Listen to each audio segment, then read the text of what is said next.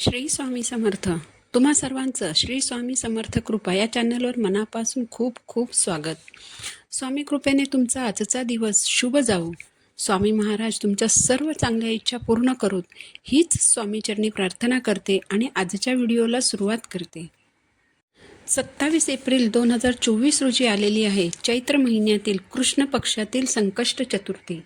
तर चतुर्थी तिथी सुरू होईल 27 एप्रिलला सकाळी 8:17 आणि ही तिथी समाप्त होईल 28 एप्रिलला सकाळी 8:28.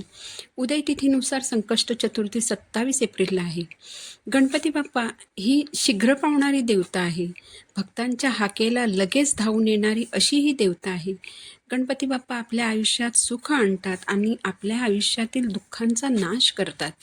या दिवशी व्रत उपासना केली जाते. रात्री चंद्राची पूजा करून हा उपवास सोडला जातो. संकष्ट चतुर्थीचा उपवास जर तुम्ही करणार असाल तर चंद्राची पूजा करूनच हा उपवास सोडावा. कारण चंद्राची पूजा न करता हा उपवास सोडला तर या उपवासाचं पूर्ण फळ आपल्याला मिळत नाही.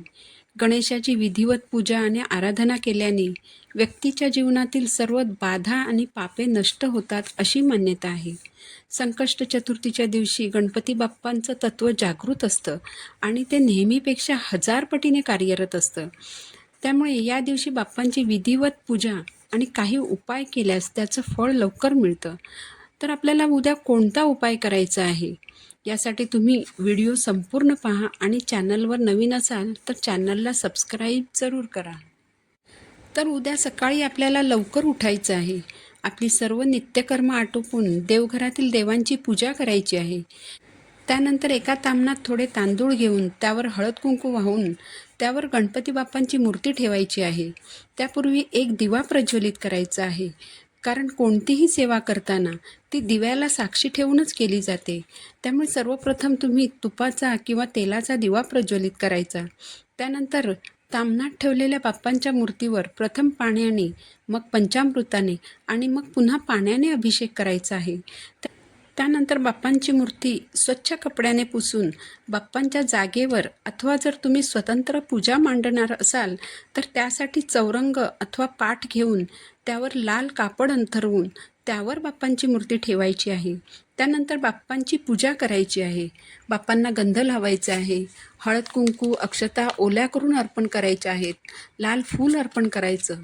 जास्वंदाचं फूल मिळालं तर उत्तम, नाहीतर कोणतंही लाल फूल अर्पण करायचं आहे. बाप्पांना जानवं आणि वस्त्र देखील अर्पण करायचं. दुर्वांची एक जुडी अर्पण करायची. गूळ खोबरं अथवा बुंदीच्या लाडूचा नैवेद्य अर्पण करायचा. यानंतर बाप्पांची आरती करायची आहे. कोणतीही सेवा किंवा पूजा तुम्ही करत असाल तर ती पूजा आरतीशिवाय पूर्ण होत नाही. पूजा झाल्यावर आरती केली नाही तर ती पूजा अपूर्ण मानली जाते. तर या दिवशी आपल्याला आपल्या घरासाठी, मुलांसाठी, मुलांच्या प्रगतीसाठी, आपली मुलं कार्यरत असलेल्या क्षेत्रात त्यांना यश मिळावं यासाठी एक अगदी सोपी सेवा करायची आहे. ही सेवा दिवसभरात कधीही करायची आहे. सकाळ, दुपार, संध्याकाळी कधीही ही सेवा तुम्ही करू शकता. यासाठी 21 दुर्वांची एक जुडी घ्यायची आहे. बाप्पांना कधीही सुट्टी दुर्वा अर्पण केली जात नाही. दुर्वांची जुडी बनवूनच अर्पण केली जाते. त्यामुळे एक दुर्वा जिला 3 पानं असतात अशा 21 दुर्वा घेऊन त्यांची एक जुडी बनवायची आहे. तर ही दुर्वांची जुडी, एक लाल फूल, 21 शमीची पानं आणि हळद कुंकू अक्षता घेऊन आपल्याला बाप्पांच्या मंदिरात जायचं आहे. हा उपाय तुम्ही तुमच्या देवघरातील गणपती बाप्पांच्या मूर्तीसमोरही करू शकता. पण तुम्ही हा उपाय मंदिरात जाऊन केलात तर जास्त चांगलं होईल. कारण मंदिरात जी पवित्रता, सात्विकता असते तेवढं पावित्र्य आपल्या घरात नसतं. आपणही आपलं घर जरी स्वच्छ करत असतो तरी देखील मंदिराइतकं पावित्र्य आपल्या घरात मिळत नाही. म्हणून हा उपाय तुम्ही शक्यतो मंदिरात जाऊन केलात तर चांगलं होईल. तुमची मुलं मोठी असतील तर तुम्ही हा उपाय मुलांकडून करून घ्यायचा आहे आणि मुलं लहान असतील तर आईवडिलांनी हा उपाय मुलांसाठी करायचा आहे. तर दुर्वांची एक जुडी, एक लाल फूल, 21 शमीची पानं आणि हळद कुंकू अक्षता घेऊन आपल्याला मंदिरात जायचं आहे.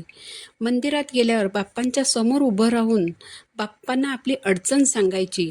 तुम्ही हा उपाय कशासाठी आणि कुणासाठी करत आहात हे सांगायचं. यानंतर दुर्वांच्या जुडीचा देठ बाप्पांकडे करून ही दुर्वांची जुडी बाप्पांच्या पोटाजवळ अर्पण करायची आहे. जास्वंदाचं फूल बाप्पांच्या डोक्याला लावून त्यानंतर ते फूल बाप्पांच्या चरणावर अर्पण करायचं आहे. बाप्पांना हळद कुंकू वाहायचं, अक्षता अर्पण करायच्या, शमीची पानं अर्पण करायची आणि एक वेळेस अथर्व शीर्ष म्हणायचं आहे. जर तुम्ही बाप्पांसाठी काही प्रसाद नेला असेल तर तो प्रसाद बाप्पांना अर्पण करायचा. यानंतर तुम्हाला बाप्पांचा जो कोणताही मंत्र येत असेल तो मंत्र 108 वेळा म्हणायचा आहे. तुम्ही ओम गम गणपतये नमः या मंत्राचा जप करू शकता किंवा तुम्ही बाप्पांचा सगळ्यात प्रभावी मंत्र जो आहे तो म्हणजे मंगलमूर्ते विघ्नहरा दुरितनाशना कृपा करा या मंत्राचाही 108 वेळा जप करू शकता. यानंतर तुमची जी अडचण आहे, तुमची जी इच्छा आहे किंवा ज्यासाठी तुम्ही हा उपाय किंवा ही सेवा करत आहात, ती तुमची इच्छा किंवा अडचण बाप्पांना सांगायची आहे आणि माझी ही इच्छा पूर्ण करा, माझी अडचण दूर करा अशी बाप्पांना विनवणी करायची आहे. गणपती बाप्पा ही लवकर प्रसन्न होणारी देवता आहे. त्यामुळे तुम्ही केलेल्या सेवेचं फळ तुम्हाला 100% मिळेलच. तर हा उपाय तुमच्या मुलांच्या भवितव्यासाठी, उज्ज्वल भविष्यासाठी तुम्ही नक्की करून बघा. संकष्ट चतुर्थी दर महिन्याला येत असते. जर हा उपाय तुम्ही दर महिन्याला केलात तर याचे खूप चांगले परिणाम तुम्हाला नक्की दिसून येतील. माहिती आवडली असेल तर चॅनलला सबस्क्राईब जरूर करा. पुन्हा भेटू नवीन व्हिडिओसोबत. श्री स्वामी समर्थ.